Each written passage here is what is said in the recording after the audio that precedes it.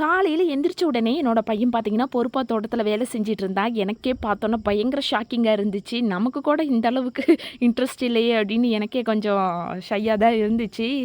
அவங்க அம்மா வந்து களை எடுக்கிறதுக்காக கொச்சிக்கணக்காட்டுக்கு போயிருந்தாங்க. அவங்க பின்னாடியே போய் அவனும் வேலை செஞ்சுட்டு இருந்தா. உடனே பாப்பா நானும் போகணுன்ட்டு என்னையும் கூட்டிகிட்டு போயிட்டேன்.